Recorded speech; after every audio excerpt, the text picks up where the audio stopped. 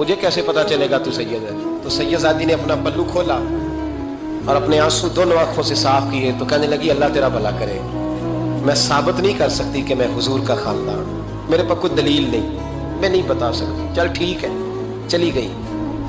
किसी ने बताया कि यहाँ एक यहूदी भी रहता है, वो बड़ा सखी है, या आतिश परस्त है, या फारसी है काफिर गैर, सखी बड़ा है। उसके पास गई, बैठी रही, लोग बैठे थे, जब चले गए तो करीब गई, कहने लगी मजबूर हूँ, परेशान हूँ, गरीब नहीं हूँ। कहने लगा बीबी तुझे कभी देखा नहीं, समरकंद की इतनी आबादी नहीं, मैं सारे शहर, तू कौन है? तो कहने लगी तारफ ना ही पूछे तो अच्छा है। उसने कहा चलो अगर पता चल जाए तो। कहने लगी मैं मुसलमानों के नबी की औलाद, मुसलमानों। उसने कहा पैगंबर खुदा की औलाद। उठ के खड़ा हो गया, बीबी को साथ लिया, घर गया।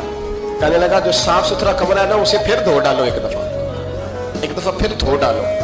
कमरा धुलाया, साफ कराया।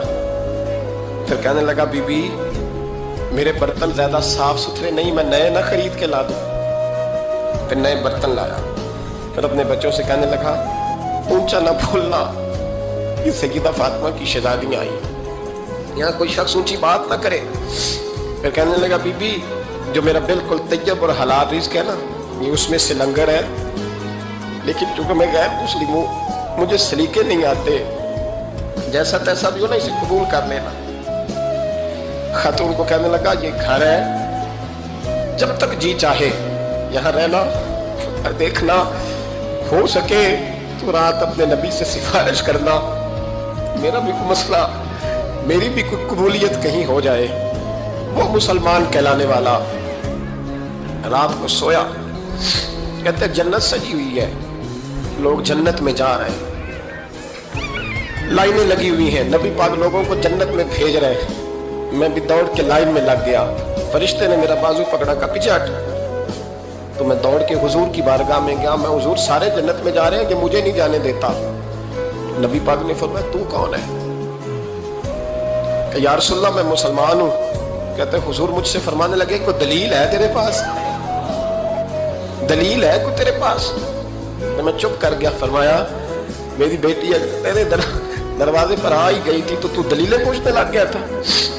तो मैं जा दौड़ जा। सवेरे आंख खुली तो गलियों में ढूंढता फिरता है, तलाश करता फिरता है, कोने कोने में जाता है वो सादात का घराना कहाँ गया। ढूंढते ढूंढते उस गैर मुस्लिम के दरवाजे पे जाके पहचान लिया। तो कहने लगा खुदा का वास्ता, जो तूने नौकरी की है ना इनकी मुझसे 11 गुना ले ले, ये सादात का घर मुझे दे दे।